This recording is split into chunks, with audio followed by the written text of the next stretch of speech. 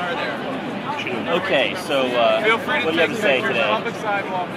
Well, I just want to say that what You guys are seems just like nobody else late is bored. saying, which is everybody's pointing a finger at somebody else. You know, everybody, you guys are pointing a finger at corporations and towards government, you know, big business, but no one wants to actually understand or admit that we're complicit in the fact that there's a lot of people here that continue to buy the stuff from these corporations, continue to have their money in these banks.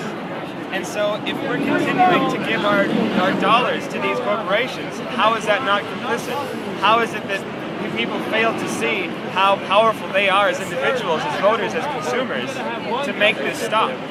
It's not as if we tell these CEOs they're going to give us money back. What about those people that continue to vote, continue to pay their taxes? What do you mean? Well, you were talking about how people still spend their money with corporations, and they should take their power back by not doing business with them. And I totally agree. You vote pocketbooks, right? You would try to vote ethically, with your dollars with corporations. But what about people that still support a political system that supports corporations, supports the police and the warfare welfare state? Can't people spend their money better by spending them in their community as opposed to Washington, D.C.? Or Sure, and that's buying local is the first step. But to actually just choosing not to buy from big corporations limits their amount of money, which means that it doesn't funnel into our government, it doesn't funnel into our police. It breaks that cycle. The whole thing is a cycle, and we have to realize that we are part of that circle. what about the individual income tax? Would you support people withholding their money from the state? I do, personally. I choose to be a volunteer full-time, and I live like under $5,000 a year, only because I do not want to give any one red penny to the government. And do you vote? Yes. And why do you vote? Why do I vote? I believe that when this system comes down, I want to have supported a particular political system, which I believe the Green Party has got their head most firmly, screwed on. I want to vote a system into place so when this whole thing does come crashing down, that there's at least a few people that are going to look to, the minority groups and say, this didn't work. What about this? I'm actually a dual citizen from Australia. I live in Australia. And the Green Party right now is in a coalition government with the Labour.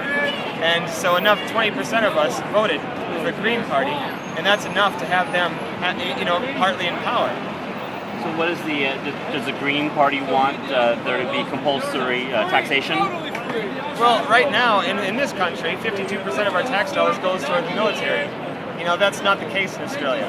We have much higher standard of living over there. We have universal health care. We have maternity leave. We have, everybody gets 4 weeks paid holiday every year.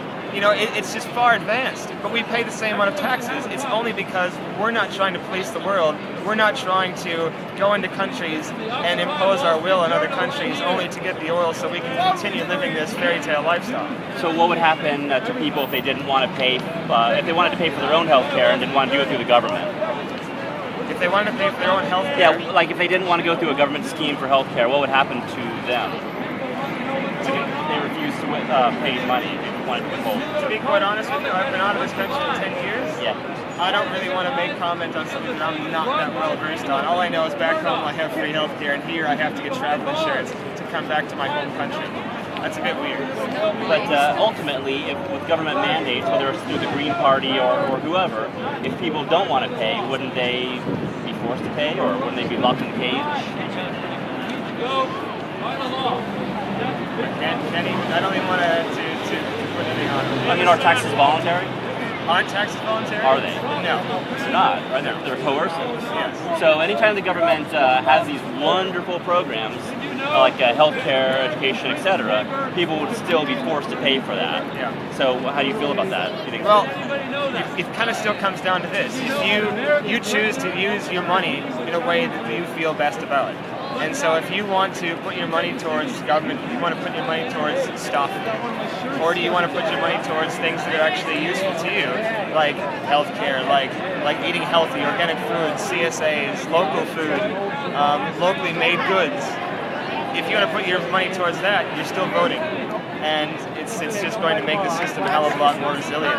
Right, but what I was asking about is like the coercion involved in taxation. That may support good aims, but it still could put peaceful people in cages because they don't want to go through the state. Yeah. Maybe they want to go through their healthcare provider directly or their educator directly. Well, I know a lot of people that work full time and they actually take most of their wages and they give it away to charitable organizations that they like. And so in a way, they're actually effectively deciding where their tax dollars go. Because if they get under a certain tax threshold, they don't have to pay taxes. That's a way around it. Yeah, but do you have a problem with like institutionalized coercion like that? I would say that it's certainly not good. Okay, we'll leave it at that. Well, thank you very much. What's your name? Daniel. Daniel, hey, I'm Jason. Thanks for being out here today.